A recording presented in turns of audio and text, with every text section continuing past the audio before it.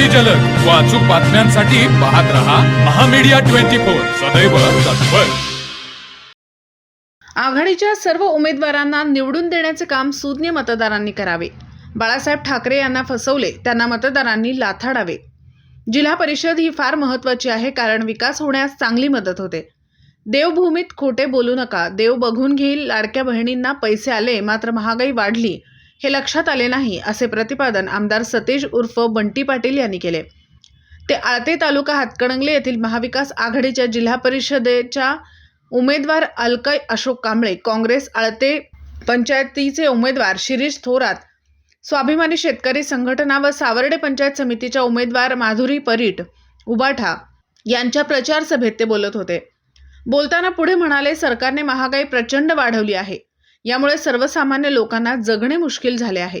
अच्छे दिन आले, मात्र ते उद्योगपतींना आले। राज्यात कायदा राहिला नाही, पोलीस खाते काय करतंय असा सवाल सतेज उर्फ बंटी पाटील यांनी उपस्थित केला।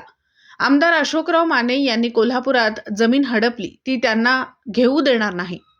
माजी आमदार राजूबाबा आवळे आपल्या भाषणात म्हणाले, ही लढाई जनशक्ती विरुद्ध धनशक्ती अशीच आहे।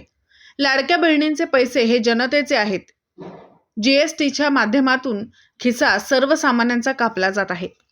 पंचायत समितीचे माजी उपसभापती प्रवीण जनगोंडा म्हणाले, विद्यमान आमदार अशोकराव माने हे म्हशीला रेडकू झाले तरी केक घेऊन यायचे, मात्र आता निवडून आल्यावर ते गायब झालेत, त्यांना शोधण्याची वेळ आली आहे।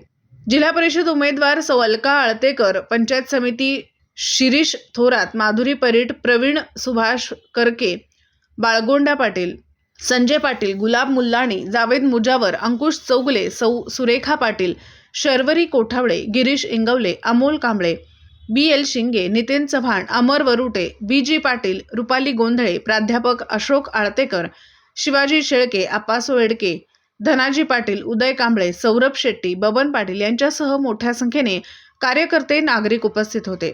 शेवटी आभार अभिजित इंगवले यांनी मानले। हातकणंगले प्रतिनिधी रोहन साजणे।